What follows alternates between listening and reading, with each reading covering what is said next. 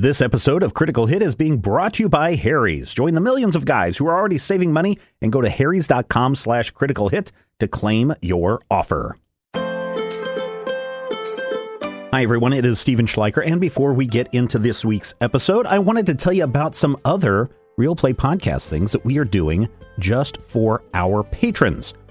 First up is Shadow of the Demon Lord. It is a very interesting game being run by Dr. Bradley Will, with myself, D&D Brian, Ian, and Robin sitting in on this game. It is a 13-part limited series that we currently have over at patreon.com/major spoilers, and it takes us into the worlds of demons and monsters, and man, there's a crazy conspiracy that Brad has cooked up for us. But it's also a really fun time. You can listen to that now over at patreon.com/major spoilers. Another one I can't tell you anything about yet, but it is a limited run. It is coming up in March, so like March 4th, I believe, is the official launch date. But I wanted to let you know about this now so that you could get over to patreon.com/major spoilers and sign up at the gold level to get access to that, the Shadow of the Demon Lord, which is a silver level show, as well as Flashback, our fan podcast about the CW series The Flash, as well as Matthew's monthly review called Why Do You Hate Me, where we make him, well, actually, you make him read some truly horrible comics, and he has to write a review on them. It's really a fun time. Trust me on that. Also, you can get the Major Spoilers pre-show, the show that we record before the show that we actually record and send out to you. Oh, it's all part of that Patreon experience, and I want to thank everyone who has become a patron. And we are getting closer and closer and closer to our next goal. That next goal is where patrons get Critical Hit episodes 2 weeks ahead of everyone else. In fact, if you signed up today at patreon.com/major spoilers at the silver level, you would be able to listen to next week's episode right now. Think about that. And of course, your pledges, your donations, your kind offerings to us through patreon.com/major spoilers goes right back into this show and everything that we do at Major Spoilers, so we can produce more content for you, including all that extra content, all that extra exclusive content that you're only going to find at our Patreon page, patreon.com/major spoilers. So, if you have never become a patron yet, now is actually a really good time. But here's the deal. If you're not currently a patron, do me a favor, and do everyone here at Major Spoilers a favor. Go to patreon.com/major spoilers and just check out what we are offering for you. You can look at the pledge levels, you can see what we're trying to do, you can see how we're trying to grow, and if you decide it's not for you, hey, that's cool. If you're already a patron, thank you so much from the bottom of my heart for everything that you're doing to keep us going. So, thank you. Now, let me ask you a question. What if, when you went shopping for razor blades, there was a 50% off sale happening all the time?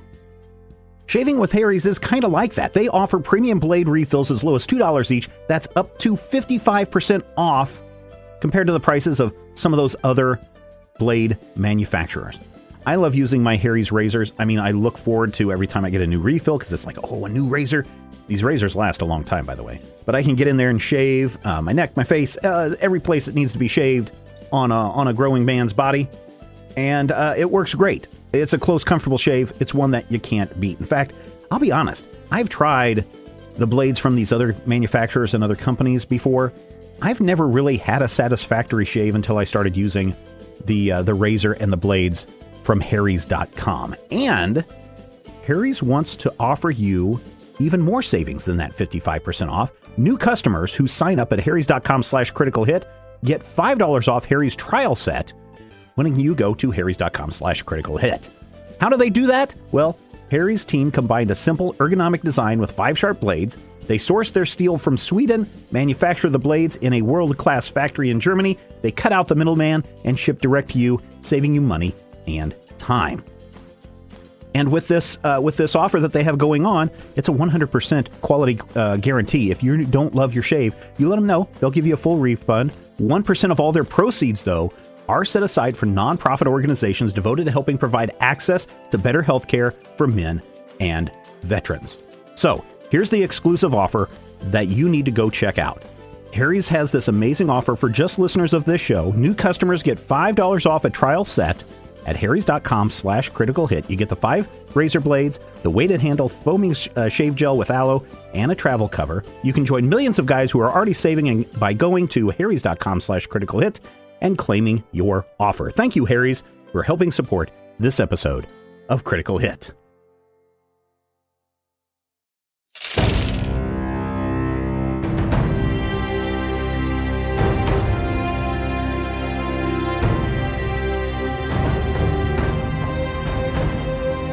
Welcome to Critical Hit, a Major Spoilers podcast. Thank you so much for downloading and checking us out this week. And oh my gosh, I gotta say, I was a little worried. That's a little by the skin of our teeth there. Yeah, I mean, when you have 3 players go down in combat at once, yes, yeah, one shot on a timed mission, yes, yeah. And you still are able to quote unquote succeed. That makes for some fun times. I can't remember the last time more than one of us went down at all, much less with one strike. Well, Seven Owls Wise has gone down quite a bit, but not completely down and out. Orem used to go down in the early days fairly regularly, I seem to remember. Yeah. Because he was trying to be a brawler and not a controller. So that played a little part into that. A brawler? Yeah, go in there and tank it up, and then got his little Eldrin butt kicked. Yeah, wizards are well known for being able to tank. Yeah. Tank you wizards. Yeah. Someday I'll tell you guys about my Scion tank in 3rd edition. It's glorious. Anyway, that one was fun. I drove a Scion tank, got about 35 miles to the gallon. Hey, depending on the Scion variety, like, was it one of the ones that had Khan as his main score? Nope. I'll tell you about it later. All right. Instead, Rodrigo, how about you tell us a game? How about we play a game and you tell us a story and we go on an adventure? Okay. And we win at the end. And how about that? Win at the end and everybody's happy and nobody dies. Yeah. Just that like life. Highly unlikely. Yeah, that's not happening. But I think we've all died. We'll meet somewhere in the middle. Okay. Only the bad people die, the good people live. Yes, only the bad people die, good people live. Everything was perfect and nothing hurt. So what were you guys doing last time? On Critical Hit. Critical Hit. We were turning off some radio towers before they brain fried everyone. Yes. We were going all Hogan's Heroes up the side of a mountain. Right. And destroying onions or minions or funyuns and turning off the towers, as Little Sparkle has said. And we did so with Palam and Panache and Kevin Spacey. No, not that. But it was interesting. Okay.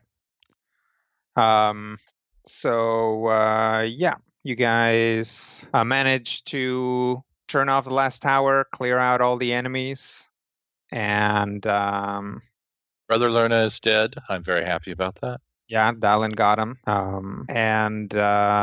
So you managed to accomplish that. You're, like you said, sort of in this like a mountain path. It's a short mountain, but it's still a way to go all the way up, and you guys basically sprinted it. So between that and the fight, you guys are probably pretty ragged, especially who all failed a death save. Me. Not I. Yeah, so Little Sparkle and Dallin. Those two are definitely feeling it. I'm sure Little Sparkle is probably very efficiently trying to mask having trouble breathing, and Dallin probably looks fine. But when you see him move around every once in a while, there might be some petals that shake loose from his hair or his clothing. Sign. Actually, my thing might have reset death saves. Ooh. Well, we'll look it up. That's what I'm doing. The power I use to just reset myself entirely. Gain all your hit points and healing surges, automatically save against all effects when you recover all expended powers, or Nope, it does not reset death saves. All right, which is so interesting. Just so you guys know, until you get a full rest, you are on your first death save. So if you go down again and you don't get healed, you are rolling for your second death save. Gotcha. I will make a note. Oh, that's bad. That is bad. So yeah, you guys are standing on this ledge, and there's a mountain path up ahead that should lead you to Fiend's palace. Well, we will just continue to follow that then. Yeah. Yep. Can we take once the things are turned on, a 5-minute breather? Sure. Call.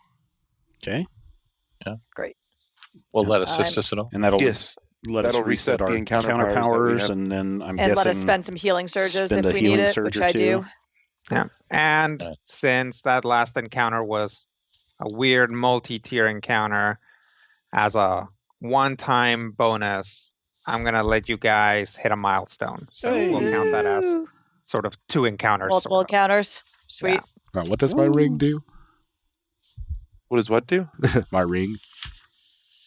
So we also gain an action point? Yeah. You also gain an action point, yes. Okay. Nice. And I will spend a healing surge, and it should take me up to full, I believe. Oh, no. I'm going to spend 2 healing surges and take me up to full. Okay. I'm also going to have to double surge. I am at full. 1. I assume all our temps go away? Yes, all your temporary hit points go away unless whatever you use specifically says that they don't. I will spend 1 to restock my healing. Okay. And everything else is a daily, so all still spent. All right. Well, you guys are... any other declarations, mode shifts, or anything? I don't think anybody actually has any in this particular party configuration. I had been a freaky half vampire dude. Now I'm going to be a freaky half vampire dude. Oh, okay. Well, since I did... I have a question. What's up? The epic trick says I can recover all of my expended daily powers. Mm-hmm. Does that include the daily power off of my armor? I don't see why not. Okay. Unless, does it say all dailies? Let me see the recover wording on it. All expended encounter powers, or recover all expended daily powers except this one. So you pick dailies? Yes, I picked dailies. Yeah, I'll let it apply to that as well. Okay. All right. So if I have a utility power, mm-hmm. and it says doodly doodly doo. No, that is an encounter. Good. Utility powers will be labeled as at will dailies or encounters. Okay. In terms of the Guardian form, does it go away? Because I've never deactivated being on fire. It does. At the end of the scene, it goes away. If you really want, for roleplay purposes, to still have it on, you can, but you can't just clench it until the next encounter. It is technically gone for mechanical purposes. But again, if you want to roleplay it that it isn't, that's fine. No, I mean, it doesn't make a difference to me one way or the other. I just wasn't sure whether or not it would, just automatically deactivate because the encounter is over and we're in a new universe. It only lasts till the end of the encounter. Right. So it's only good for about 18 seconds at a time. Pretty much. It's really, especially since it's a primal power and a gift from the spirits, it probably is that it's good in a pinch, and then you can't use it to show off. You can't use it to just like cook some burgers. That's like insulting. Right. It can't be like walking into a bar going, ladies, and then catching fire. Exactly. Who's the hottest of them all? That was so bad. Good one, Sam.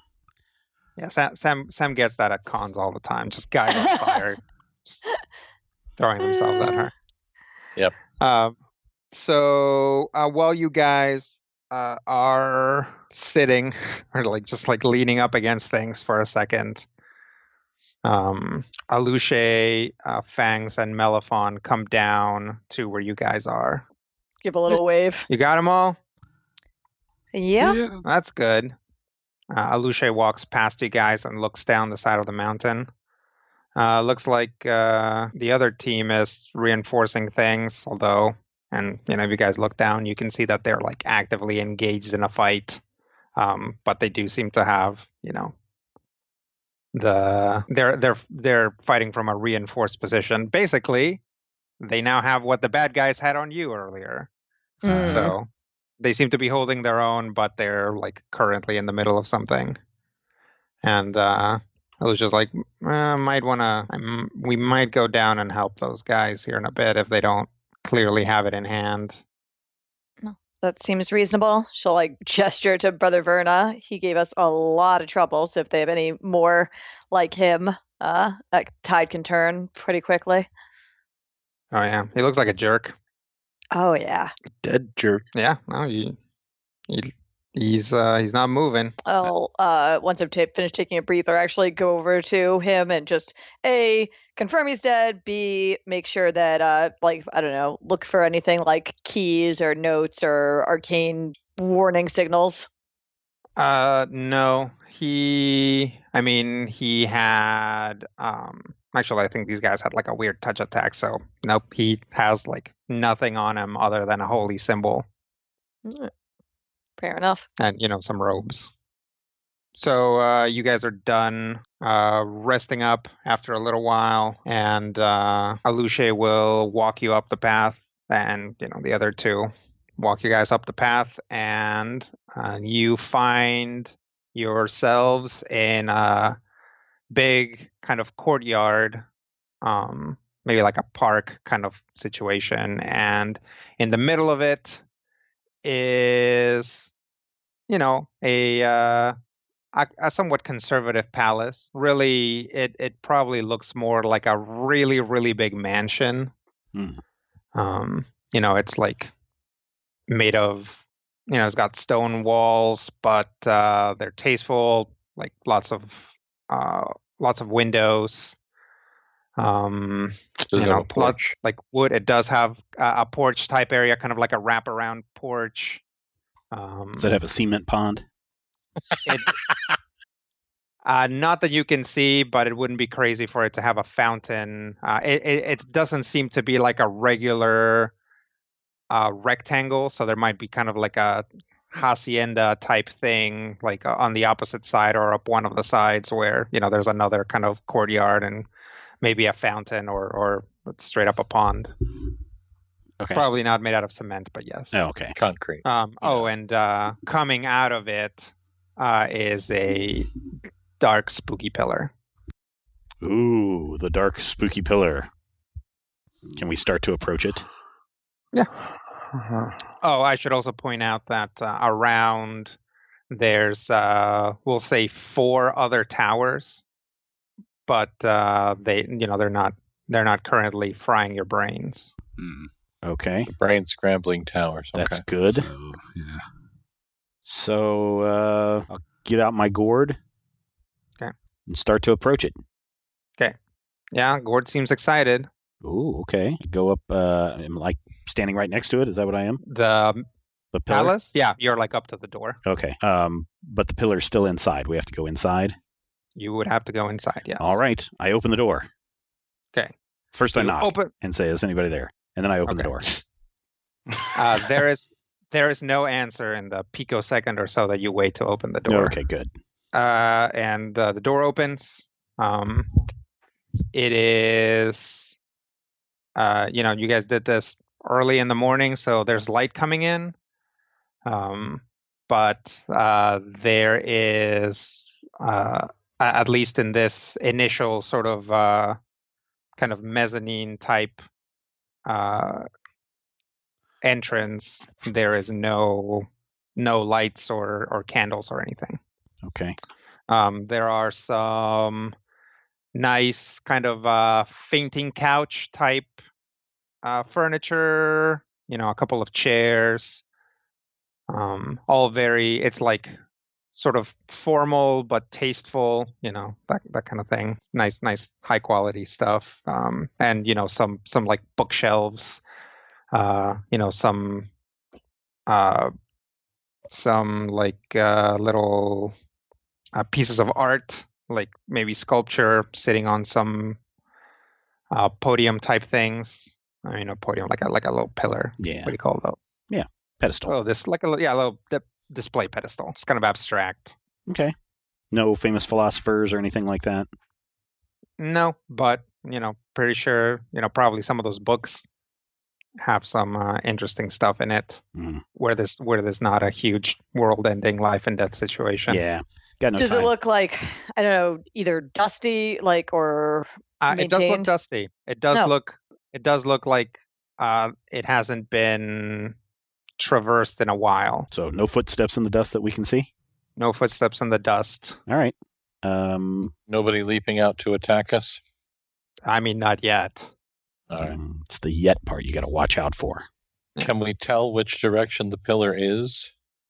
Yeah, you just have to go pretty much straight in. Okay. We do. You said we're on a mezzanine, so do we need to go down some stairs to a main area? There's a kind of there's a double stairway up to a kind of a balcony. Okay. And then once you go through the balcony, you'd be in the house proper, presumably in some sort of hallway. Okay. We'll go that way.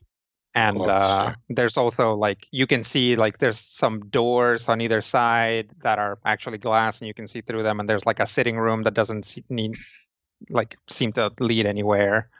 And maybe like kind of a breakfast nook type place that also seems to be doesn't have any other doors to it. But if you guys go up the stairs, open the door and go down the hallway, this hallway is like solidly in the middle of the house. There are rooms on either side, but there's actually no natural light coming in. You guys see a white light, just, it's not like blinding or anything, but you see a white light all the way at the end of the hallway and around the corner. We'll say around the right. Approach it. Okay.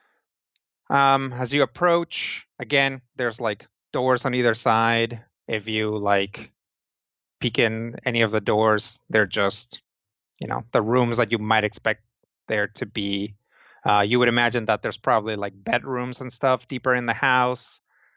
These are like parlors and dining rooms, as well as like a couple of bathrooms. But once you make it to where the light is, there is a lantern with a little. It's not very big. It's probably about the size of like your water bottle that you take to the gym. And inside, it's it's got two sides that are clear, that are glass.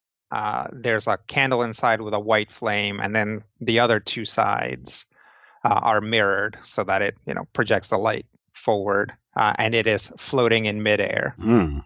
Interesting. It's like high enough that if one of you wanted to like reach out and like touch it, you could, but the ceilings are high, so it's like above your head. I will reach out and touch it. Okay. Of course. It gives when you touch it. Like, it's not like full on like a balloon. Like, it doesn't just like float away. But yeah, it like if you tap it on the bottom, it like travels a little distance in the direction that you tapped it. Like, an inch or so, maybe. Any idea what this is, Randus? Do I have any idea? Well, it appears to be some sort of magical source of illumination. I think it might just be light. Huh. Oh. Okay. Well, I guess let's keep looking if this is just part of the decor. Yeah. Does it seem to match the general aesthetic? No, this is actually a little bit like a little bit more Spartan than the rest of the house. Like, this house is like nice, This is like retro, or what I want to say. Like, yeah, it looks like a mundane lantern, as opposed to, probably something here which would like be attached to the wall through some fixture with some filigree to it. This looks like the sort of lantern that like somebody would carry like as a night watchman or something out in a town somewhere. I'll just Again, except for the fact that it's clearly magic and floating in the air. Right. I'll look at like basically like what it's specifically illuminating. Like if this was put here maybe to draw attention to something. So there's a hallway in the opposite direction. Basically, you guys have gotten to a T intersection, and this thing was on the right. Does the hallway go on past to the right, past the lamp? Yep, it goes down a ways and around the corner. And then also maybe grab the lamp and head down this direction. Maybe it's meant to serve as a beacon, or it's was left by someone who was here before. Could be. Do we want to grab it? I mean, I could sneak ahead a bit and scout. To the left or to the right? I'm going to go to the right. Okay. You go to the right, look down the hallway, and down the hallway, there's another light, but it looks different. It's like a different color. It's like bluish. But similar floating lantern style? Probably. It's around the corner. Right. What's back to the other way? To the other? You go down that way? Yeah. Well, I mean, that way. So we're at the T intersection. She went right and saw the blue light. Yeah, so I'll double back left. to our original one and then go left. Okay. There doesn't seem to be any magic lamps down that way. All right. Then I think that someone left us beacons. So left I'd say us or left someone? Left someone. So it's best lead we got. So I'd say let's follow the lights. Okay. Yeah. Is somebody grabbing the lamp? I will grab the lamp. Okay. Yeah, it like doesn't fight you on it. If you grab it, you have one magic lantern. Ooh, make a wish. Sakar has one magic lantern. Yep.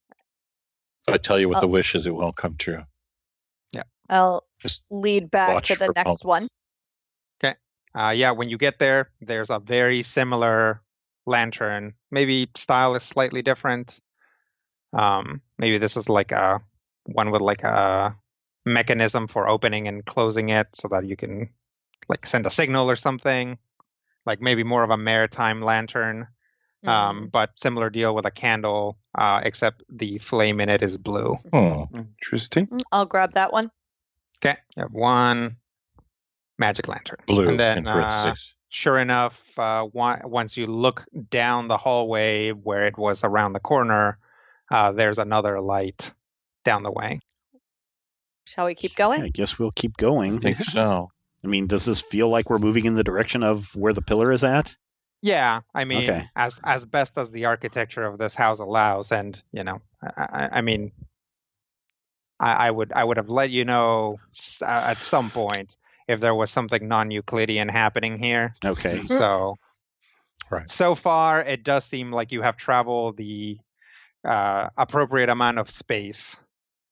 Okay. Perhaps these lanterns are to direct the occupying forces to where they need to be. Possible.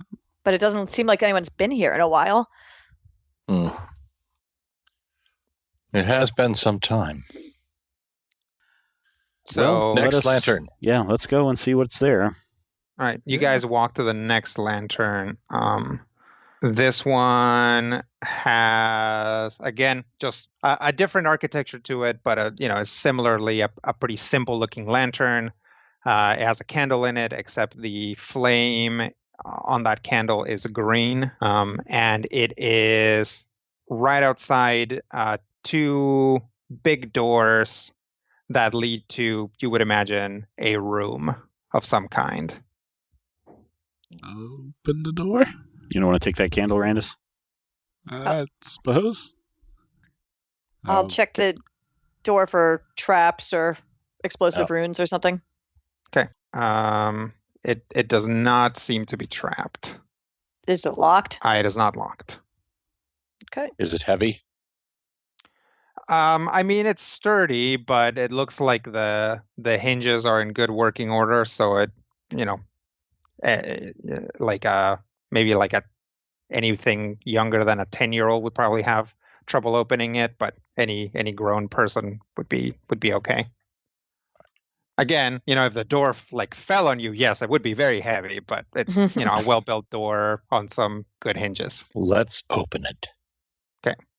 You guys open the door and find yourselves in a study. Close to the far end of the study, there is a desk, and there is someone reading at the desk. There are bookshelves on the walls. There's no natural light coming into this place either. Again, you're kind of in the center of the house. Like, if you were to like continue moving straight, you are pretty sure that you would get to the pillar, except there actually doesn't seem to be a way out of this room specifically. So you'd have to like backtrack and go around some other way. The candle that this person is reading by is giving off a sort of golden light, and you can see that this person has, when you compensate for the coloring of the light, has a bluish skin and long hair. You can see that she is wearing some nice sort of scholars, maybe traveling scholars clothes, and has, two white featureless eyes and then a third white featureless eye in the center of her forehead. Those of you that have seen her before recognize her as Thene. Did she appear to notice us coming? She does. She kind of looks. She looks like she looks up. I mean, she doesn't have like pupils. So, and then like kind of goes back to her reading, and not in a terribly rude way, but in a sort of like you're all the way on the other side of the room. So she's going to wait for you to like walk up to her desk. Close the distance. Yeah. All right. Like she's not going to shout. I'm going to get closer then. Okay. Hesitantly follow. All right. So everybody walks up? Sure. Yes. Okay. I'm going to look around the room for, I don't know, hidden people or trap doors or anything else that, secret illusions. Okay. Walk up cagely. Yeah, give me a perception check. Sure. Invisible vampires. Wait, you can turn invisible now? I've been able to turn invisible for like 3 seasons. He's been able to turn invisible for like 10 levels now. I only have a 25. Okay. Yeah, you don't really notice anything. But this room is not very well lit. These candles these lanterns don't light up a lot of area. Like in D&D terms, they probably light up a like 1 square area around you. Like they are candles or like lanterns literally for finding your way inside your house, which Randus and Sakar are certainly used to the concept, coming from a very sort of medievally feudal place. It's probably a little bit weirder for little Sparkle. Yeah, it's like how inefficient. Yeah, to not have indoor lighting. And, of course, Dallin comes from the Feywild where, you can just convince a family of dragonflies or fireflies to live in your house and light everything you do. Yeah, but everything about this place is weird. Yeah. It's the opposite of that. Yeah. So, as you guys walk up, she looks up and closes her book and just sort of looks at you expectantly. Should we speak to her? Hello. Yeah. Hello. Thene. Welcome back. Yeah. So, your people asked us to rescue you. Yes, I I had an inkling that something like that might happen. As you know, I allowed Asmodeus' forces to take over the island so as to reduce any damage. But I suppose you're always going to have young, brash people itching to take back what they feel is theirs without having all the information. It's what we do. What is all the information? Well, I suppose the most relevant information is that I did allow Asmodeus to take over, and I have, in fact, been working with him for quite some time. This was all part of a plan, and this is kind of certainly a hiccup to it. But things can be remedied. Rebellions can be squashed, and in fact, usually, according to most literature, are. So you sent us to his laboratory so that he could spring the trap on us? I did. We had already had an agreement at that point. And he did say that he wasn't going to kill you, so I suppose that made the deal a little bit better for me, but I feel that to oppose Asmodeus at that juncture, and still at this juncture, would mean the end of this place, the end of all my gathered knowledge, and some form of knowledge will always spring up during tyranny. It's usually the sort of nasty, forbidden knowledge, but knowledge is knowledge. So you haven't been sending coded messages to your followers? Have I? No. That's something that's been happening? No, not that I know of. Actually, we just came here to see this magnificent pillar for ourselves. If you'd just show us where it is, we'll be take a good look at it, and we'll be on our way. Yes, I suppose that would be part of your plan. But unfortunately, here is where your plan must end. And she stands up from her desk, and the doors close behind you. And she says, I will take those now. Thank you for bringing them. And the lanterns fly out of your hands. And 3 other lanterns from other places in the room light up and fly to her as well. And she says, I'm so forgetful. I totally didn't even know these weren't in the room, but thank you for bringing them back, and make peace with whatever it is you believe in.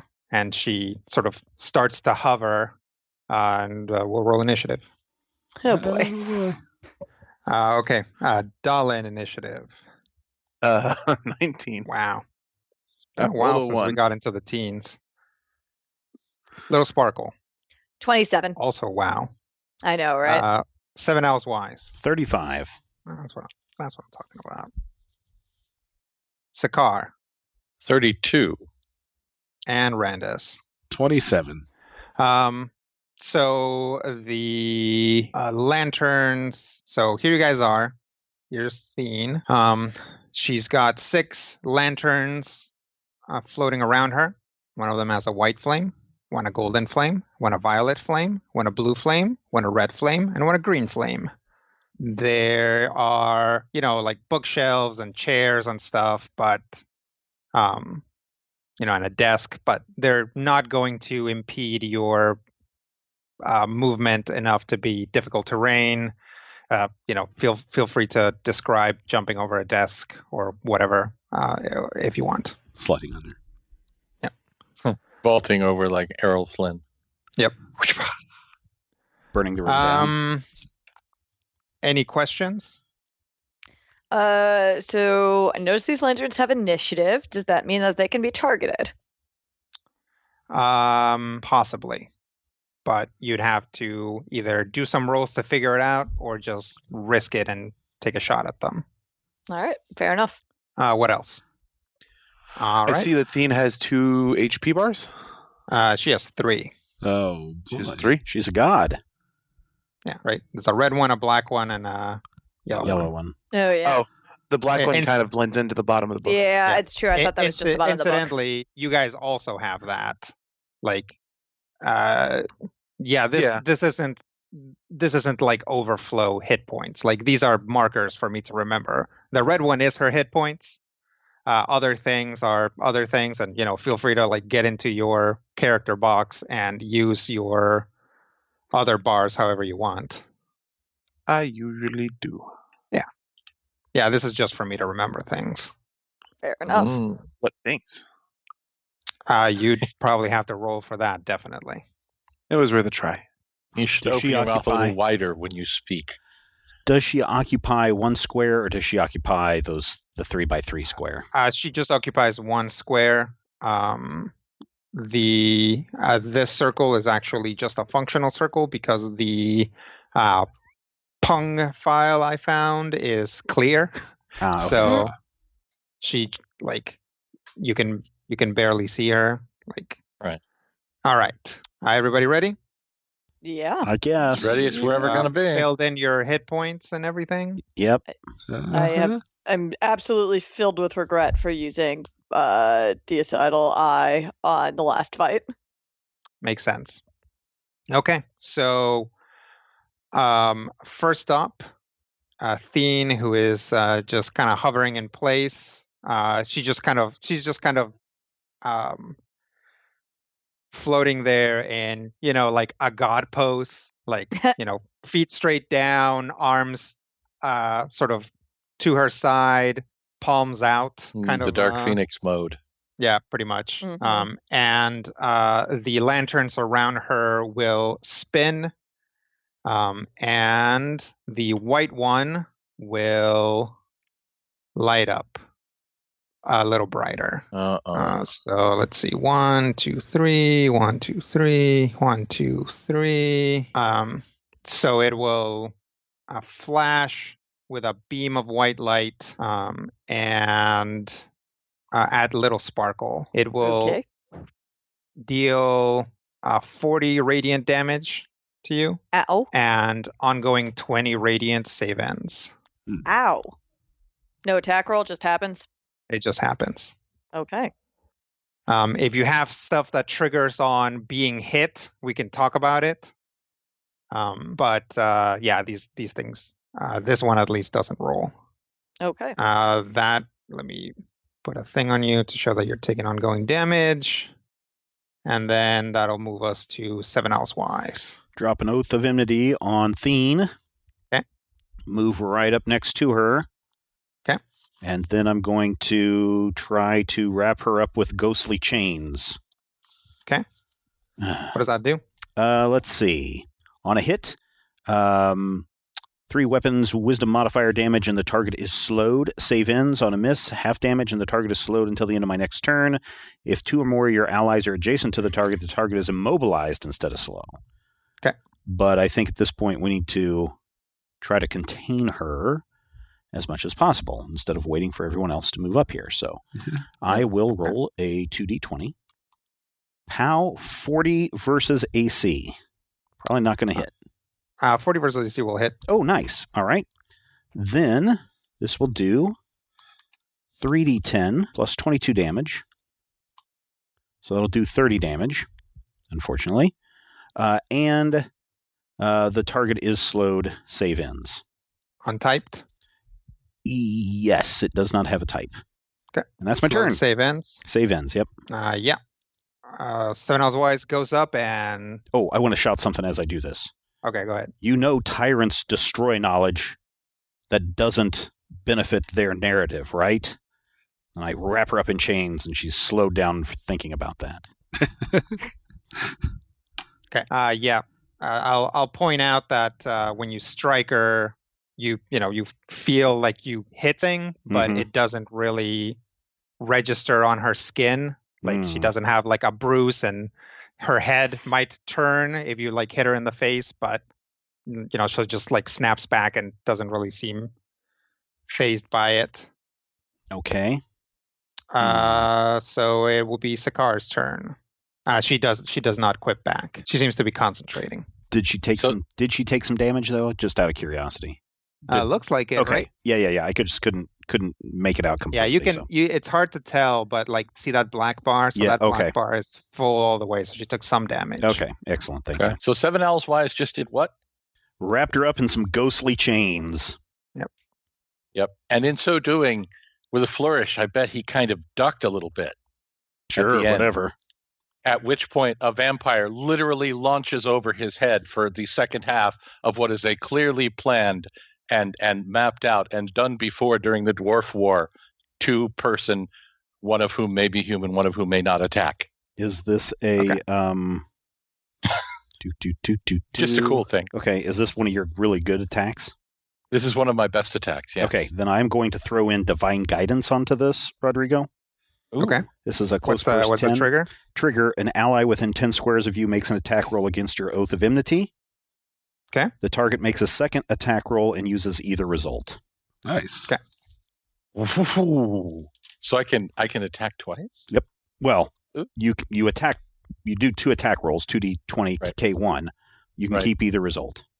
Okay. So as he launches into the air, he also kind of bursts into flaming trees, form of the Autumn Reaper.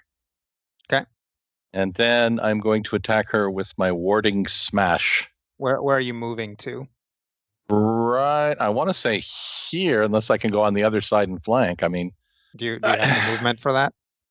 I can leap over her. My movement is like 11. If you've got 6, you can come around the side and flank. Yeah, I just like the idea of 3, 4, 5. Not without provoking. That I can see. Yeah, whatever sneaky way. You can't. Left, down, down, right. Oh, okay. VA start. So if you can do it, then yeah. So I'd end up here? Yep, you can do it. Yep. Okay. Awesome thing happens. I am now a flaming tree blood demon of darkness and shadows and hate facery. Okay. So you're saying I can do the 2DK one for this attack? Mm-hmm. Okay. And you get a +2 for flanking.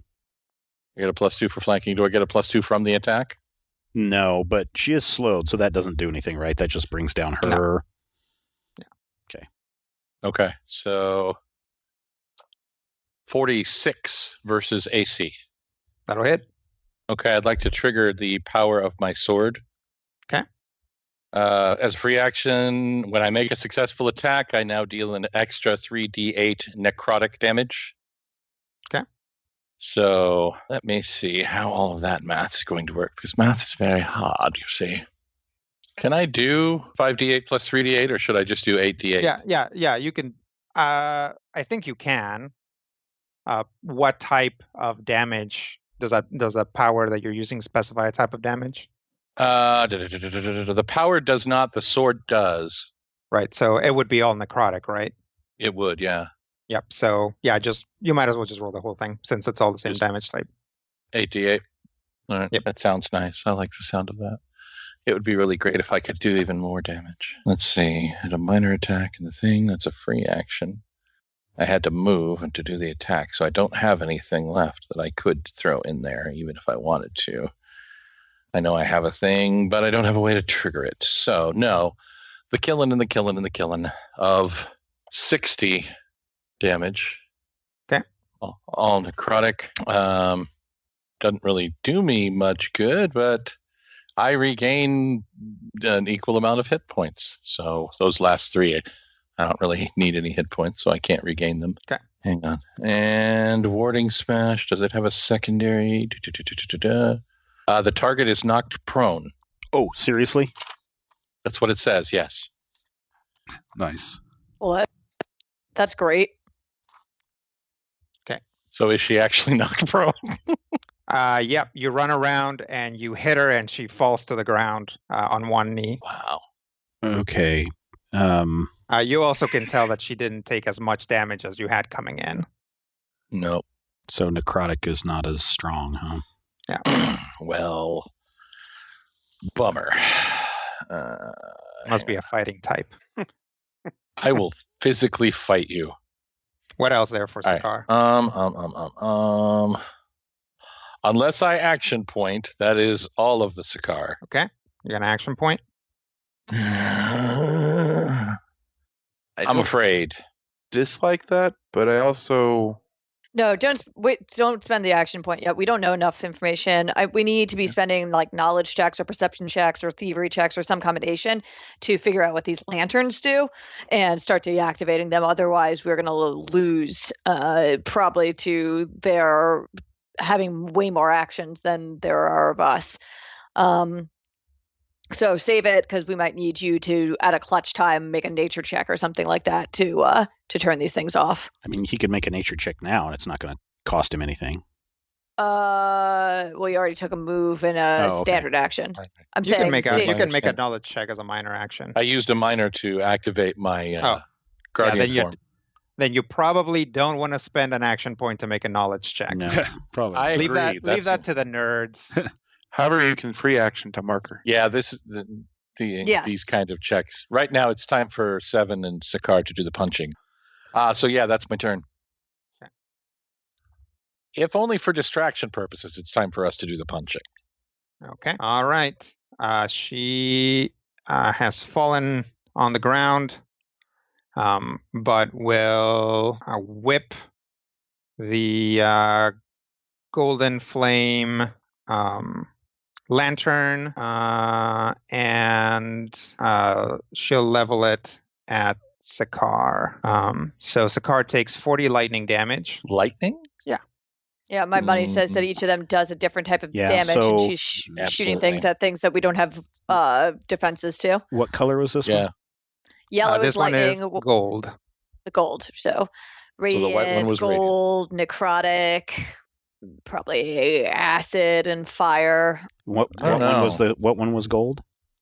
Gold was electric. Electric. Gold was lightning, white was radiant. Oh, white. Let's not assume anything about the others just yet. So yeah, basically a lightning bolt shoots out, hits Sakar, Sakar disappears, and then there's a second lightning strike back here, and Sakar appears there. So you can teleport it away. No, I was he just does trying to not see. have lingering damage on him? Mm-mm. Okay, Do I interesting. have any defense against lightning? And I don't think I do. Okay, so take your 40. I take my 40. All But right. I'm pretty salty about it. It's all right. Is it? I mean, if you're salty about this one, there's like 1, 2, 3, 4, 5, or just 4 more to go. Randus. All right. Well, first thing first, I'll roll a d20 using my Keeper's Prescience to bank that a 2. So that might not be much use, but we'll see. Well, it could save us from a botch. That's what it can do. Yeah. I think I'll go ahead and spend 1 minor action to do my Trick of Knowledge and roll an arcane check. Okay. 106. I mean... Well, rolled a 2 on that, too. Let's see. 44 gives me +2 bonus to all attack rolls with arcane powers. Wouldn't be my favorite outcome, but it's better than nothing. Yeah, tank it, Randus. Are you accidentally rolling that 2-sider again? Nope. Shoot. Use my move to try to Arcana to figure out these lantern things. Yes, please. Okay. Or Thien. I would let you. You have a choice. You can either give me a roll for generally how do these things work, or you can try to suss out specifically how one lantern works. And would I guess actually religion were applicable? It would be religion, yes. Okay, yeah. That seems far more logical. Yeah. So which one would you rather do? Is there a particular one of these we're scared of? I mean, I guess, so one question is Thien herself, like how we actually defeat her. Like I have the starfish, but I'm kind of saving that for Asmodeus. So if there's a better way to the question is like, I think a knowledge check on Thien and how she's operating and how she's dealing with like damage right now would be effective. Because if there's some special trick we're going to need to do to like turn off her regeneration or keep her down or burn down this library with her in it, we should probably know that. I will try that then. Okay. Roll religion on Thien. Okay. Do we know another 2? Wow. That's a Would 39. you like to substitute that for your other 2? No. Actually, don't. Yes, I might need that. You might need that. Seriously, put away your 2-siders. I mean, let me just. I mean, at least he's rolling high on the two-sider. Let me double check because your skill is so high. Let me double check what a hard DC is. That actually hits a hard DC. Nice. I guess here's what I can tell you about Theen. She's got a pretty hefty resistance to both necrotic and radiant damage. You guys, like, it doesn't show, but you do seem to be damaging her. It also looks like she's spending whatever attention or energy she has on operating these lanterns. As far as what's the secret trick to kill this god, that takes other gods years of research to find out. So no, you can't just like have a look at her and be like, oh, how you kill this? One simple trick. Question. Yes. Sam had kind of name-checked something, and I wasn't sure if we knew for sure. Is the starfish, by design, a single-serving item? If we use it to kill Theen, is it dispersed or dismissed or used up? Do we even know that? Gang, who remembers? I don't remember, to be honest. I do remember I don't either. I remember. void god was we know that use it to kill a god to give him power. That's all we know. That it would transport the power from the god into his realm, which I assumed was a one-time thing. Yeah, I think that was a one-time thing. I don't know if we determined the lethal god properties was a one-time thing. I realized that. I don't know that either. And did we have some research assistants looking at it? I feel like we asked him when he gave us the thing. I believe he had told you that he gets the godly energies of the first god you kill with it. Okay. Okay, yeah, that's what I was thinking. Well, if it's a first, then someone's going to get stabbed. I was going to say, this is probably the better god for him to have the portfolio of. Yeah, seriously. Yeah. I mean, exciting. Now, did you just say the first god you stab with it, or the first god you kill with it? The first god you kill with it. Okay. Yeah. You have to myrtleize them. Yeah. We also could, not actually kill her with it. Right. Sure. I think if we're using the starfish, that's intentionally lethal. I don't know. Yeah, I don't know. I mean, I would not let a god who is actively trying to kill us live and try to take her captive. That seems deeply questionable. Yeah. Things you guys should have really covered on your way in. Yes. What else do you do there, Randus?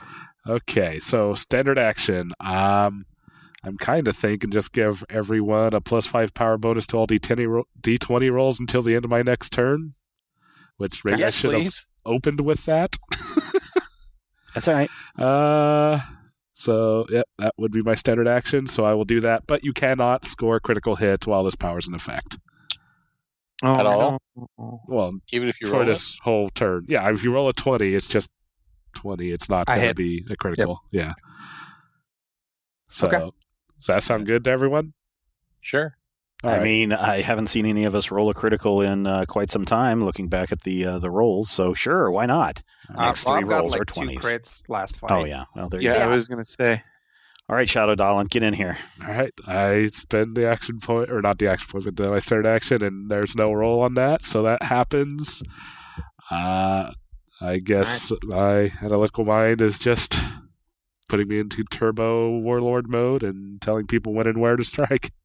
Okay. Are we still connected to the teleportation? Or not teleportation, the telepathic link? Now I'm going to say that wore out. Okay. That's fair. Well, I think don't the person remember who was... exactly how long those rituals last, but it's been a couple scenes since then. Yeah, and also the person who was the telepathic link went down, so...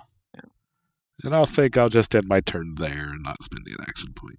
Okay, so make sure you remind people as they're getting ready to roll that they have that. All right. +5. Everyone's okay, God Killer. That's going to take us to a little sparkle. All right, so I guess what kind of action would it take to try to figure out how to maybe deactivate or destroy one of these lanterns? Would be a religion check. Ugh. I cannot do anything with like thievery or perception. Nope. All right. Well, that's not great. All right. I'm leaving that to people who are better than that at me then, and gonna take solace in the fact that she seems to actually be taking damage to try to do some damage. So I'm gonna move 5, 10, 15, 20 into the flank. Okay. And let's start this off with bang. All right, then I will move down to, I first take my 20 ongoing damage. Which I believe immediately, which knocks me to bloodied, which then makes my regenerations trigger. Nice. So I guess. But regeneration triggers at the top of the round. Well, poop. All right, well, then I'm just bloodied. Okay. Now, does it take a minor for her to equip her starfish onto her weapon? It would to put the starfish on. All right, then I will take the minor action to do that. Unless you have quick draw, then I'd let it be part of an attack. I do have quick draw. Well, then yes, you can just take it out and put it on a thing as part of the attack.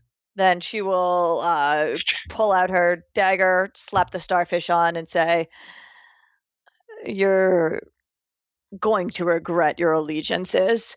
And let's start this off with Scoundrel's Philosophy. All right, hold on just a second. Let's see if I can throw anything else in on this for you.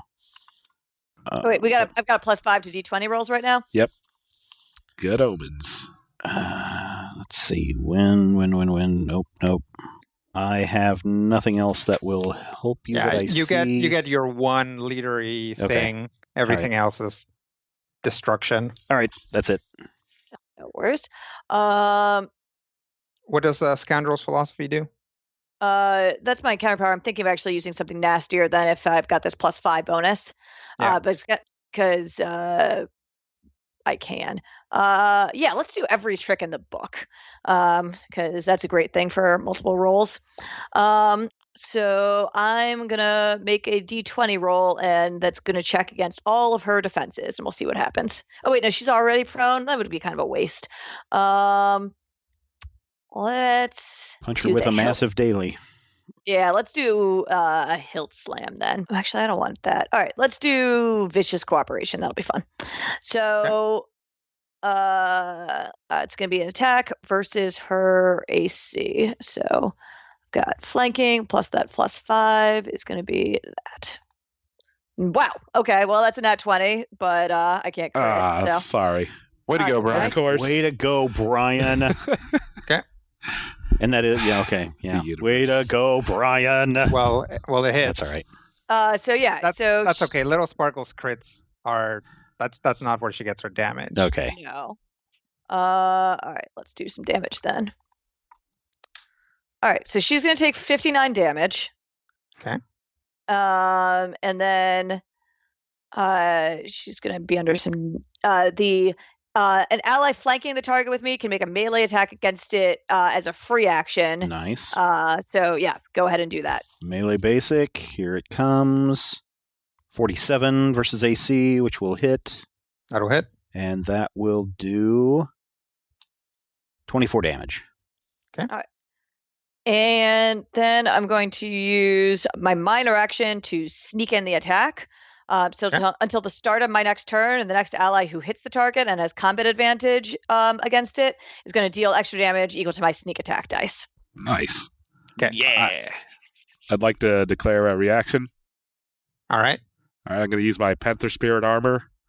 Immediate reaction, an ally within 5 squares of me hits an enemy with a melee attack and is flanking that enemy. The triggering ally regains hit points equal to half the attack's damage. Ooh, fancy. So go ahead, Sparkle. All right, so that'll be 29 damage for me. I assume you round down? Yeah. Cool. That's great. Let me take a look. I'm not sure if that takes me out of blooded. Yep, I am no longer blooded. Thank you. You're welcome. All right, I'm done. All right. Well. And that was move minor standard. Save ends. Oh, yeah, right. Make the save against the ongoing damage. Yep. Nope. Okay. +5. Say what? Wait, does that actually count? It says to all D20 rolls. Oh, well, there you go. You save. That's amazing. Thank you.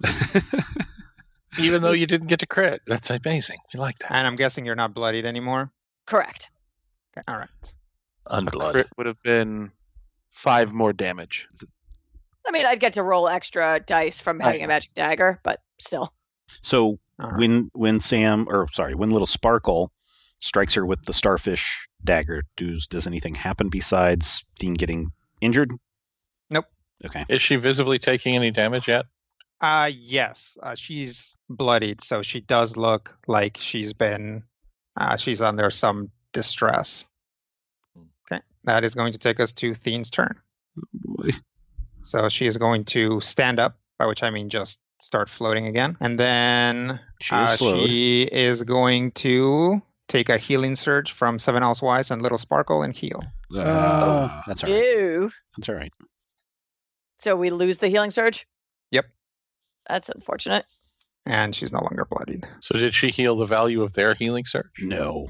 No, she has. If she did, that would be totally ridiculous. Oh, I wasn't sure. And now she's slowed, so is that end of her turn? Okay. Yeah, that's all she's doing. Okay. So then the violet flame. So is she still bloodied? She's no longer bloodied. Okay. So let's see. Violet.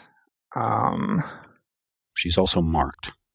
She is marked. Yep. So Seven Owls Wise is going to take 40 psychic damage and then charge the nearest opponent he can charge. Oh no. So it's me. That's either Dallin or Randa, so you get to pick. Oh. So where are these things floating around? I see them lined up along the side. That's not where they're actually physically That's located. no, they're around her. Okay. So would you like to charge Dallin or Randa's? Oh, me? Yeah. Oh. It's brain blasting you. Probably Randus. Okay. Go there, I think. We could see who is harder to hit. That's true. Well, I've got a 40 AC. You have a 40 AC? What's your AC, Brian? My AC is 41. Yeah. Right. I'll charge it for Randus. Okay. Go ahead and give me a roll. What am I rolling? And remember, you get a +1 for charging and a +5 from Randus. So this is a melee basic? Yeah, it would just be a melee basic attack. Yep. All right, so... Sorry, right on at 41. Wow. I'll make sure I did that right. If I would have rolled higher on my Arcana check. Yeah, sorry, bud. All right, so take... roll damage, unless Randus is doing anything, although I don't think you can because you already used an immediate. Yeah. I don't have anything anyway. Oh, sorry. Protect myself. What? 10 plus 18. 26 damage. Just normal damage? Normal untyped damage.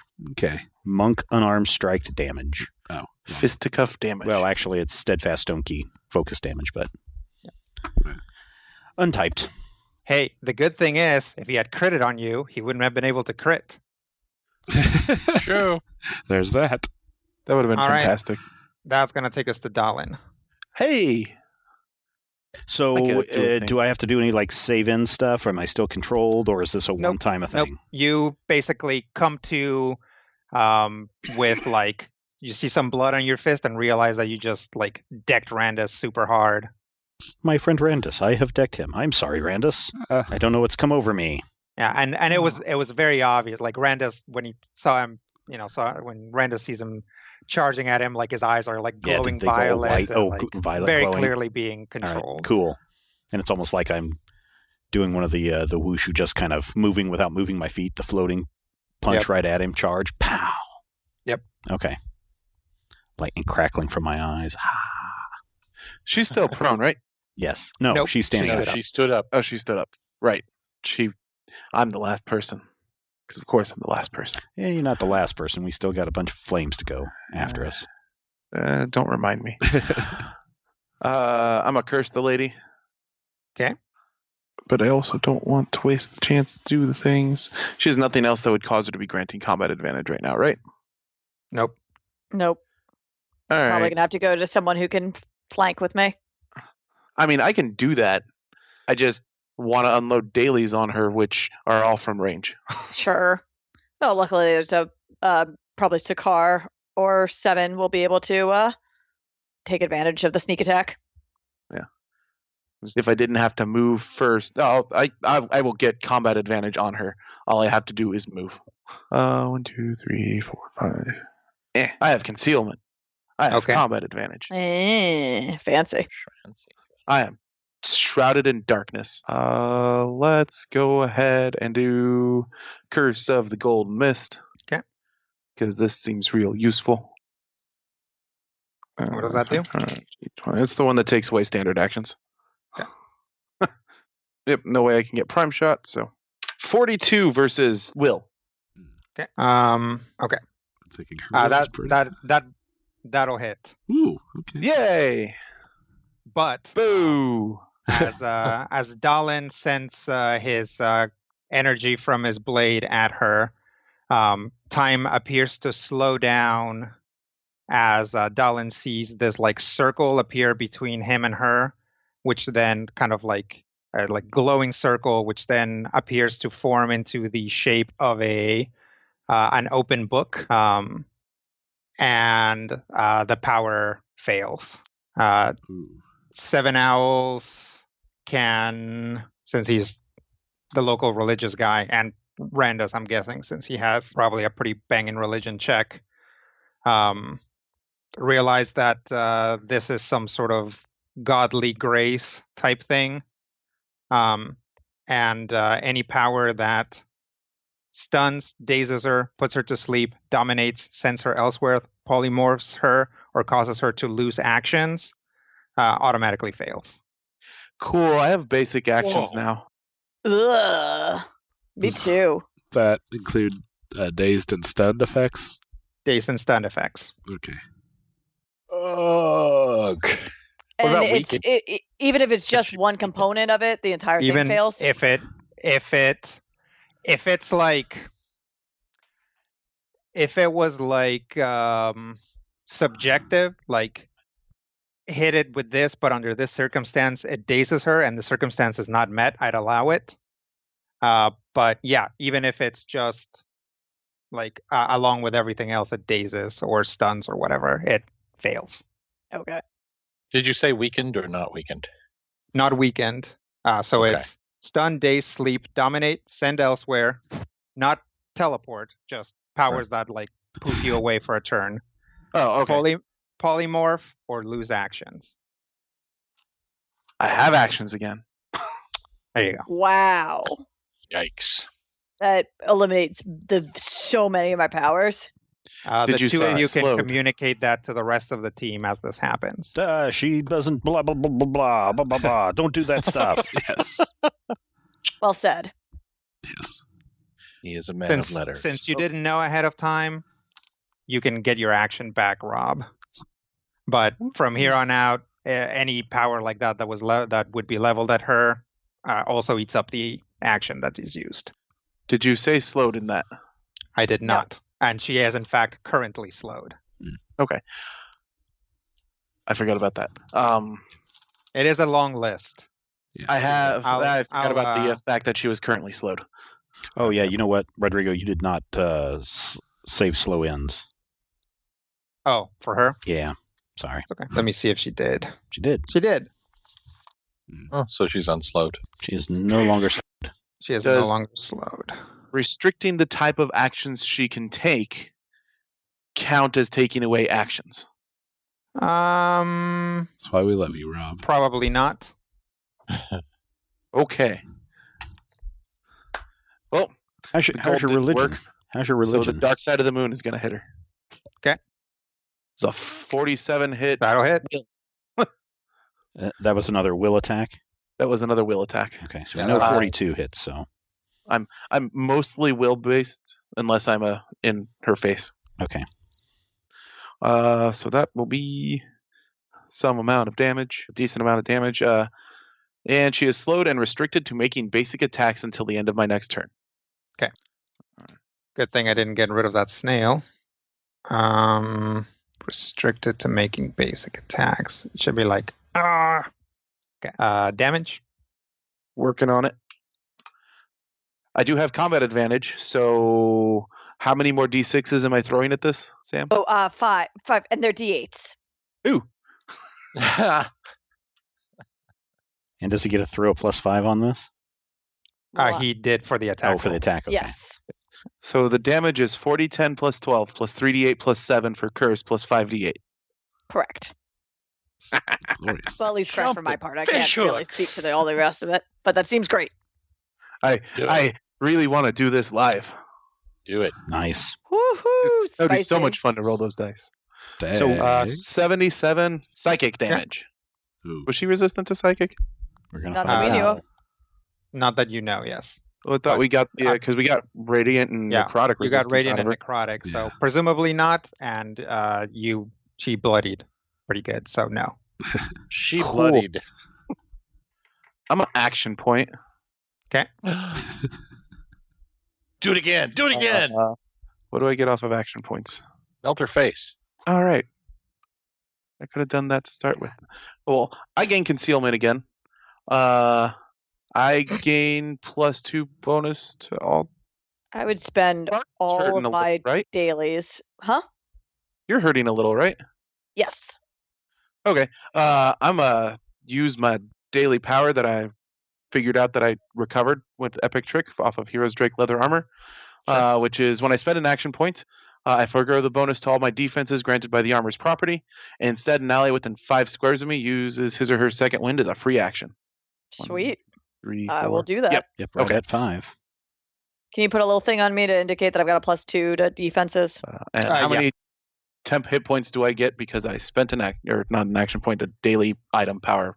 Oh, Artificer, Brian. What's that? Sorry. I spent a daily item power. Okay. The temporary hit points are. I think it's 21. It is half level plus intelligence modifier. What are we? 26, 13 plus 8 is 21. Haha. That would explain why I had 21 temporary hit points. At the end of the last fight. Yep. And I assume unload another daily seems like a good plan. Sure. I would think so. Cool. I don't know. Like, she's pretty close to down. Yeah, she Yeah, might but- I don't know, go into a second mode or something like that. Yeah, you have to defeat her 3 times, and the third time she's bright red and goes really fast. So So yeah. If So the, not unload another daily? if the overspill damage isn't going to matter, I I- don't know. I'd It say depends hit on what her. the daily does. There is no kill like Damage. overkill. I'd say hit her. The other daily I have, the other daily I have that I can actually use for this fight is damage and ongoing damage. I mean, ongoing damage is pretty good. She's got a while Yeah. before she. I mean, I guess the question is, we don't know what's going to happen when she hits 0, considering these 2 other bars. Like, it would be Right. totally plausible for her to purge herself of everything that's wrong with her and come back to full, and who knows. Or- So Yeah, that's my But here's the concern. thing. absorb There's one of those also flames. 4 rounds worth of lanterns about to attack us. Yeah. yes, that is If you also can true. take her down or force her to absorb the power of the lanterns or something awesome like that, I say do it. But Yeah, that's just let's me. go for it. Let's just see what happens. Kill her face. Kill her face. All right, so what's happening? I'm actually just going to use Dark Transport And kill her face. because it does more damage up front than the daily. Yeah, 49 versus Will. That'll hit. I just keep getting better at this. I mean, a +5 helps. Every single one of my attacks has been 2 better than the last one. Oh, yeah. Oh, no, never mind. It's 5 and then 2.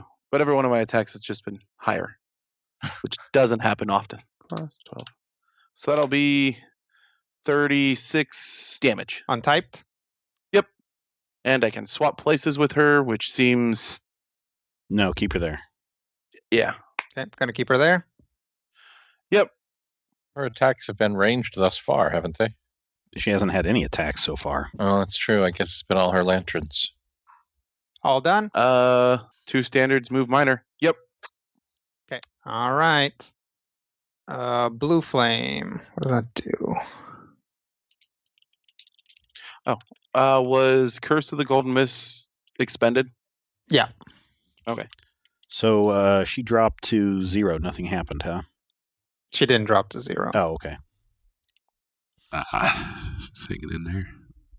Oh my God, there's a tiny sliver of red there. She would It's still there. be marked, right? So Yeah, unclear if the lanterns actually care about the mark. true. No, clear that the lanterns do not care about the mark. She has Okay. attacked you. Oh, Yeah, for she the has. mark. Yeah. I keep forgetting Yep. that. I keep thinking the lanterns are part of her, which they may be, but they don't count towards her. It's mark. a complicated part of her. Yes.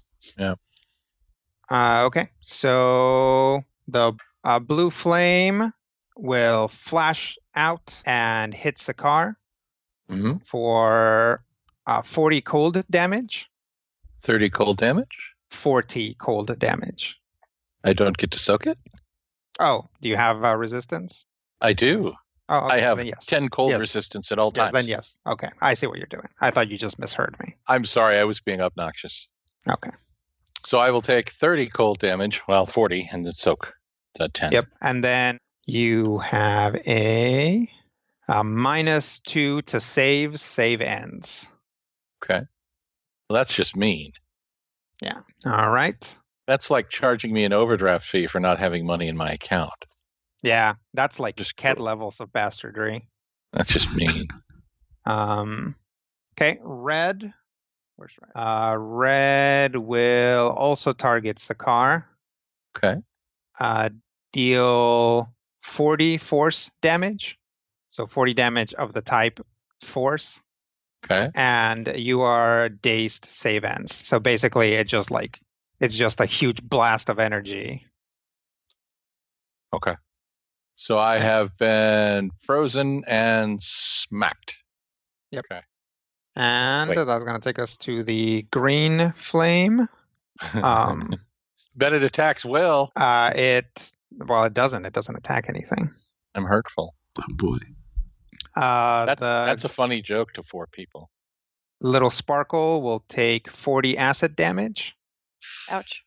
and then each of Theen's enemies adjacent to her takes 10 acid, which there isn't anyone. Okay. Which So she's like- will Covered in acid and just flinging it around. just take us back to the top of the round with the white flame, which will deal 40 radiant damage to Little Sparkle and ongoing 20. Okay. Glad I got that healing. I'm bloodied again. All right, and that's going to take us to 7 Elsewise. All right. So we're guessing that anything that does radiant damage under the keywords, right? Keywords is where the type of damage, right? Yeah, usually, Mhm. yeah. Yeah. So we're guessing that radiant isn't going to do anything to her. Well, she's resistant to it. It's not going to do Yeah. much. All right. Half damage. Then It's going to I do will. less. How about this? I'm going to. Man, I really wish we knew what these stupid flames did. You could try to figure out. Yeah, but that's going to cost me my standard action, right? Right. That's going to cost you No. a minor action. Oh, a minor action? Oh, okay. Well, I'll do a minor action to find out how to, or I guess how these, what were the 2 options? How the flames function or how to take out one? You can get general lantern knowledge, or you can look at a specific lantern and figure out what it does.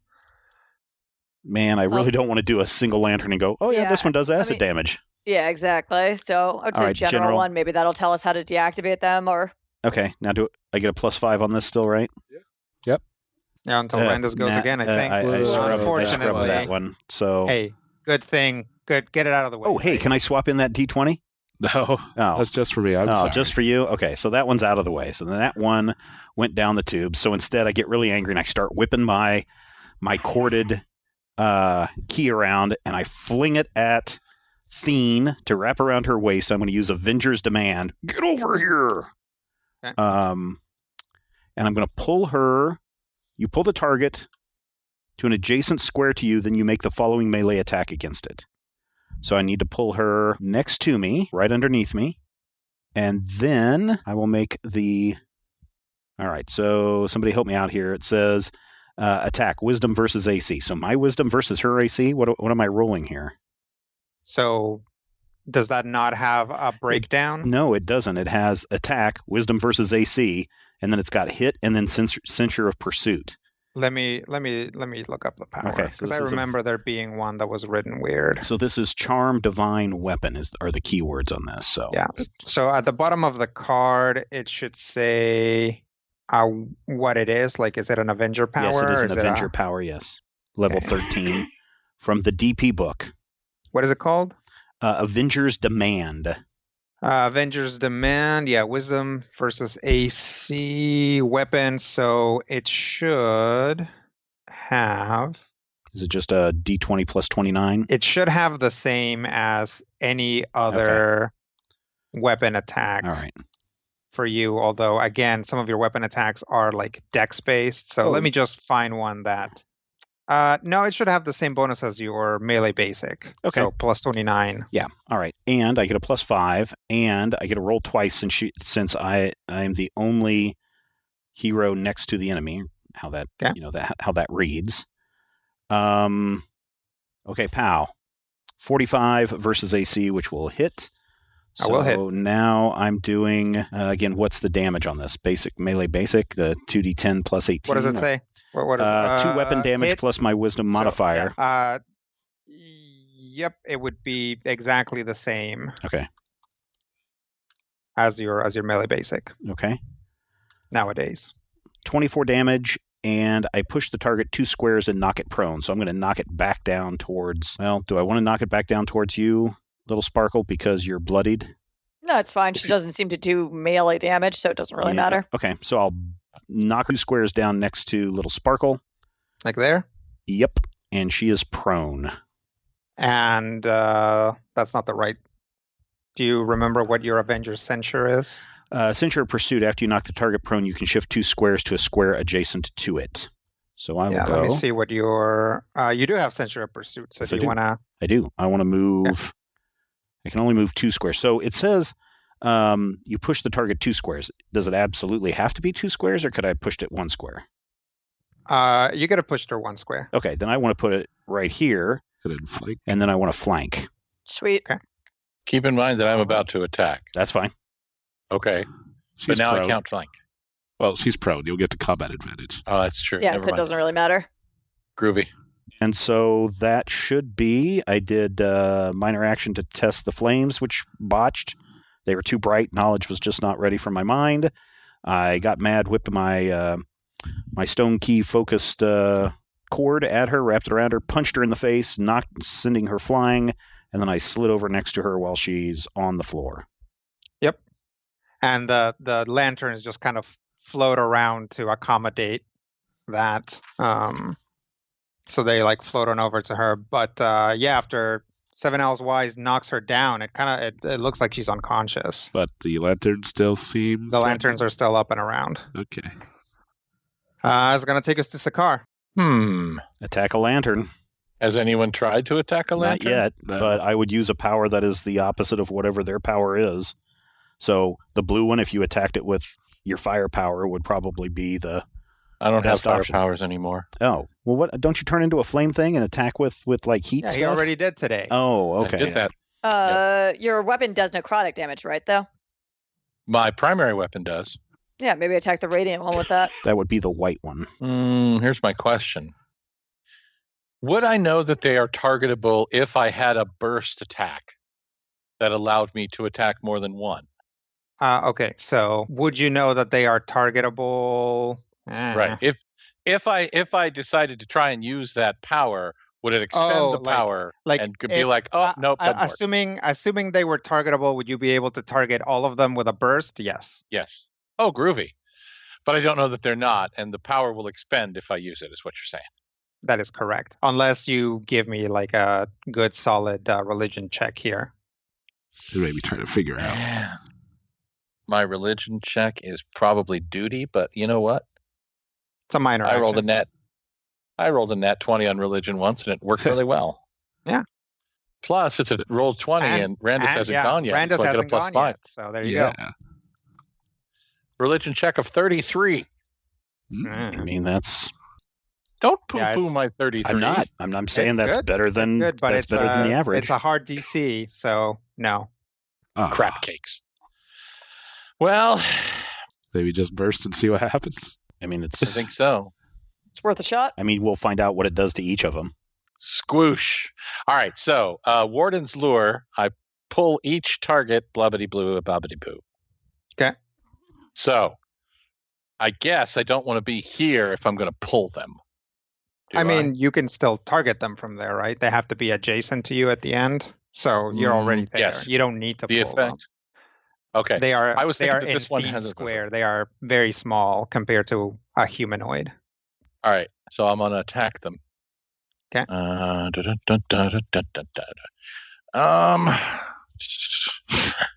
Okay, this is a theoretical question.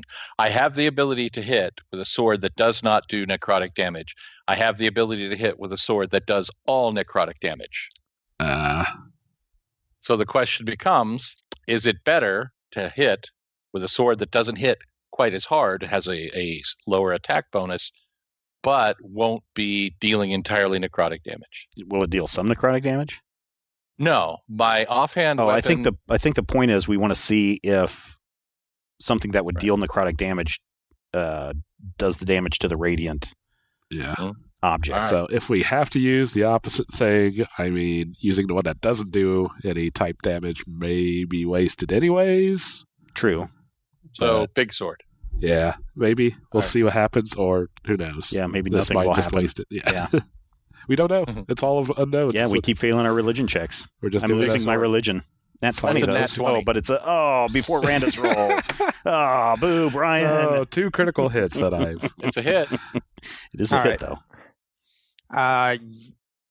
With a truly excellent strike, Sakar just like nails all of those floating candles, which are like completely unaffected by being attacked. Ow.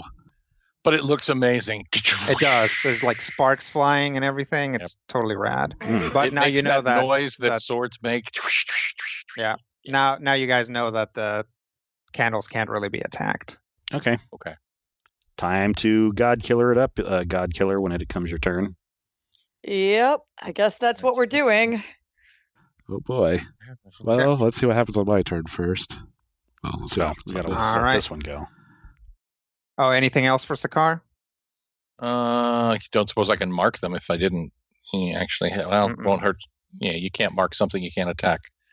Good call. Yeah, they can't. They Matthew just knows can't be game. marked. All right. I was trying to see if I had anything that I could do some sort of backfire or arcane or Did you already flipper use your? dipper pack. Did you already use your action point? No, but What else? He doesn't know what Until- else What would he's you gonna do with it? Yeah. I want to state this, and I want you to understand that there's an important word in this next sentence. Until Thien gets up again, I don't want to do that. Yeah. No, that's good. Yeah, That's no, fine. No, exactly. Let's let this thing go and then Randus go and then see if we can take Thien down before her turn, because there's 3 of us around and she's going to suck up 3 healing surges if she has that ability. Yep. Well, presuming it's not a daily. We don't know. Or don't know. Presumably recharge. she's not dead. Randus, make us some knowledge checks. Did the lantern go? Oh well, first someone gets zatted. Yep, and that'll be a little sparkle. No, no. You're gonna take 40 lightning. Okay. And you're And going to wind up then- over there. Yeah, you're gonna end up over there. Hey. They Shazammed you, dude. You have Ah. is your move at least 7? Not naturally, but I can extend it with shenanigans. Okay. Because you need at least 7 to get next to Sakar. Yep. And it's gonna take us to Randus. All right.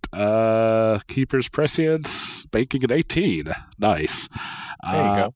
Well, I'll guess I'll go ahead and use a minor action to Arcana to figure out the general deal with these lanterns. Religion. A religion, But yeah. yes. Let me double check with that. Do you get a sub? You gonna swap out your Arcana for religion or anything? No, No. No, I'm but not- it's still pretty beefy. babbling to get in somewhere or anything. So, It's only low for him. Are you planning on Ooh. hitting her? If not, let it ride. hard DC, the last time you hit was a 36, right? That somebody did a check. It was, I forget who rolled a was it? 36. I did. I rolled a 33 and was too low. I'm prone to agree that trying to get this information is pretty key right now. So go ahead and swap it. That would bring us up to what, a 55? I think so. Yeah. Yeah. I think a 55 is definitely get there. Okay. I will spend my 18. Okay. This is the point where the listeners are going to yell at us and realize that we screwed up right here. Okay. So you want the general stuff about the lanterns? Yeah. Okay. So generally, these lanterns each attack on their turn. They each deal a different type of damage. They each have a different effect, and they each have different conditions for which that they do and that they act, or that they inflict or whatever. They also, who they target is a specific condition. They are tied to Fiend's divinity, so they're essentially indestructible, like she is. Okay. So, yeah, I think we just need to take out Fiend. They're pretty much indestructible like her. And I will use my move as a minor to send Girdivad Mixture to Little Sparkle. Sweet, thank you. So that she can heal. 26 would be 15 plus 7, 22. Your healing surge value plus 22. But I do not actually have to spend the healing surge. Do not. And you get a plus Fantastic. 2 to all. Let me double check. What's that feat? Is it all defenses? Reinforcing healing. To all defenses until the end of whenever I restore. So to the end of my next turn. So, yep, plus 2 bonuses to all defenses. Great, thank you. And for a standard action? All of our plus 5s go away. Yeah. Well, I haven't ended my turn yet. Oh, okay. I mean, if there's anybody that needs any, I don't know. I mean, put a prophecy of doom upon Fiend, and nice. We are an ally who hits the target with an attack and choose to make the attack a critical hit. Effect lasts until the end of my next turn or until someone uses it. Neat. Prophecy of Doom, please step up. All right. Range 5, standard action. I will do that upon Fiend then.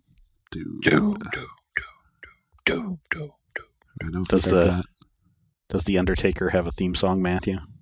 He does. It goes bong. All right. Now entering the library. I think I'll have to end it there. Okay. Yeah, I don't see any reason to spend an action point. All right. That's going to take us to Little Sparkle. So I can move and then charge? Yeah. You can move and then charge, yeah. All right, then that's going to be the plan. So 2, 3, 4, 5.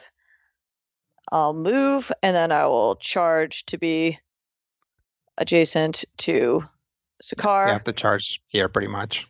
Yep.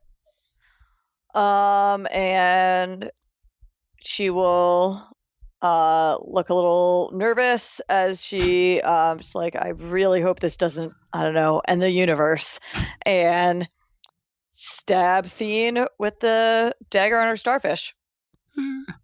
Okay. And remember, you can make it a crit.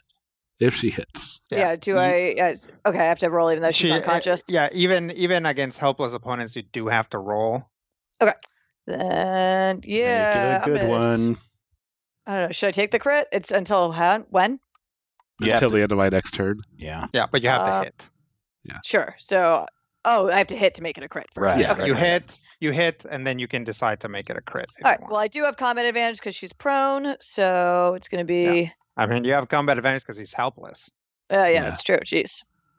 So it's going to be that kind number. of, Say that one more time. Make us sound like terrible jerks.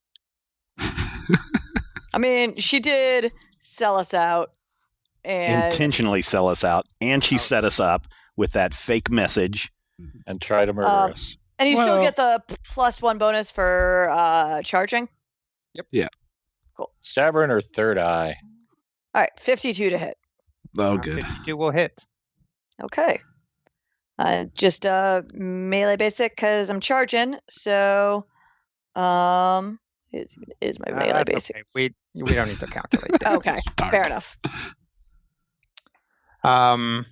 Little Sparkle charges Fiend and basically dives onto her and stabs her through, presumably where her heart would be. Mm-hmm. Like one stab or repeated, like, take this. Just like very like a clean, deep stab, and like probably like a hesitance, of like, do I need to spend an action point to do this again? You don't get that far. Oh boy. As soon as you stab through and begin to think to yourself, did this work? The starfish begins to glow. Thiene's eyes, all three of them, fly open, glowing with a blue light.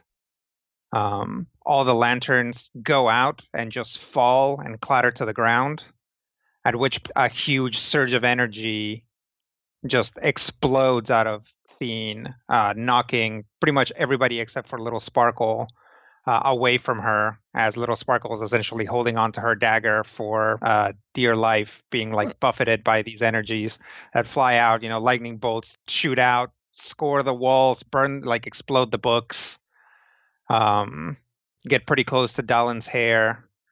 Not the hair! Yeah. And beautiful Eldrin hair. Finally, all of that energy seems to stop where it is. Like the lightning bolts just freeze as they strike, and all the dots of energy and currents of essence stop where they are. And then as quickly as they burst out, they begin to flow back in, again, very intensely, knocking books around, making papers fly out, barely ruffling Dalin's hair. And instead of, they don't flow back into Thiene, they flow back into the starfish, as Little Sparkle and Thiene had essentially been like lifted up about a foot off the ground. They fall, and when they fall, Thiene's form just like deconstitutes, as though she had been made out of sand. And then there's just sand there. You killed a god. The starfish is glowing, and like Little Sparkle like realizes that she's like basically has a death grip on her dagger, and she can she can feel like her feathers stand on end as the starfish is sort of glowing and emanating some amount of energy.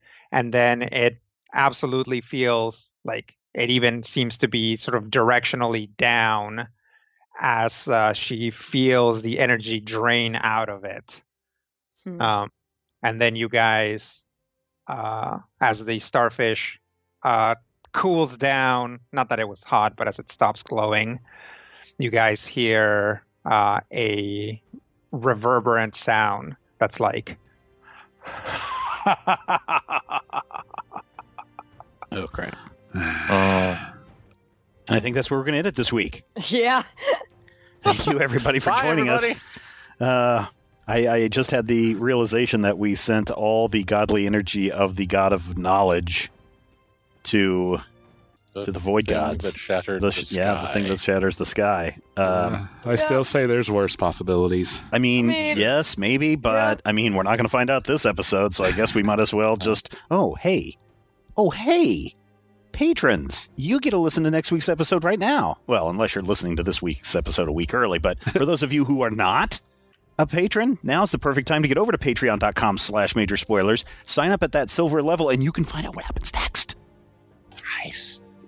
Could be some future people, but not so far in the future people that you're actually too far in the future people. I mean, we could hit that goal where you get to hear episodes 2 weeks ahead of time. Ooh. I mean, that's the next goal. Ooh. I mean, sounds like back-to-back mailbags to me. Yep. And we need to talk about our epic density. Rob, what have I told you about spoiling my plans for programming on this channel? Anyway, thank you everybody for checking us out. We hope to see you again next week. And until then, here's hoping all of your dice rolls are a banked 20. Yeah.